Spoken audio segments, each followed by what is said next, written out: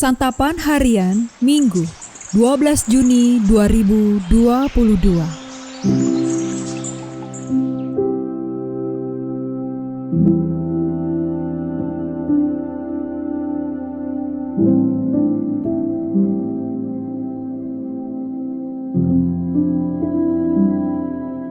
Inilah program Santapan Harian, sebuah program yang mengajak Anda menelusuri isi Alkitab, agar Anda menemukan makna firman Tuhan sesuai dengan konteksnya.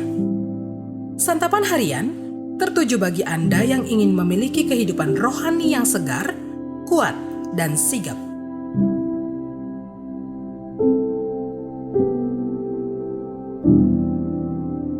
Hari ini kita akan membaca Yudas pasalnya yang pertama, ayat yang pertama hingga ayatnya yang ke-7. Namun sebelumnya, mari kita berdoa. Berfirmanlah ya Yesus, kami serahkan hidup kami. Berfirmanlah ya Yesus, sekarang kami adalah milik-Mu. Berfirmanlah ya Yesus, berfirmanlah, kehendak-Mu ingin kami mengerti. Kami mohon berfirmanlah ya Yesus bagi kami saat ini. Di dalam nama-Mu, Yesus Kristus, kami berdoa. Amin. Yudas 1 ayat 1-7. Dari Yudas, hamba Yesus Kristus dan saudara Yakobus, kepada mereka yang terpanggil, yang dikasihi dalam Allah Bapa, dan yang dipelihara untuk Yesus Kristus. Rahmat, damai sejahtera, dan kasih kiranya melimpahi kamu. Saudara-saudaraku yang kekasih, sementara aku bersungguh-sungguh berusaha menulis kepada kamu tentang keselamatan kita bersama, aku merasa terdorong untuk menulis ini kepada kamu dan menasihati kamu, supaya kamu tetap berjuang untuk mempertahankan iman yang telah disampaikan kepada orang-orang kudus. Sebab ternyata ada orang tertentu yang telah masuk menyelusup di tengah-tengah kamu, yakni orang-orang yang telah lama ditentukan untuk dihukum.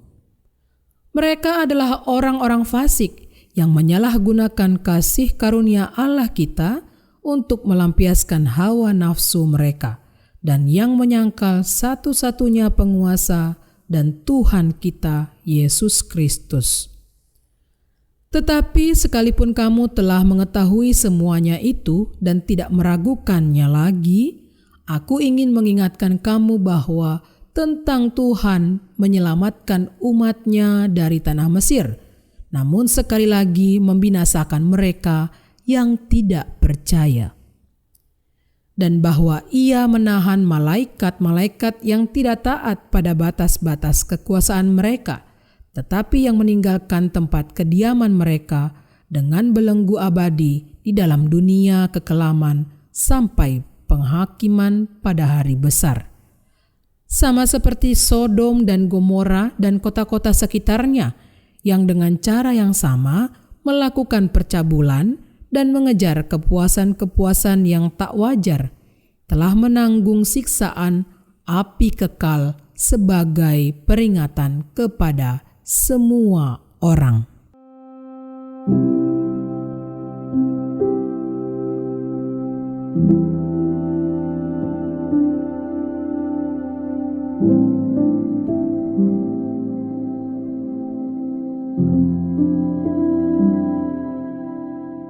Sahabat Santapan Harian, Alkitab dengan jelas menyatakan bahwa keselamatan itu adalah anugerah.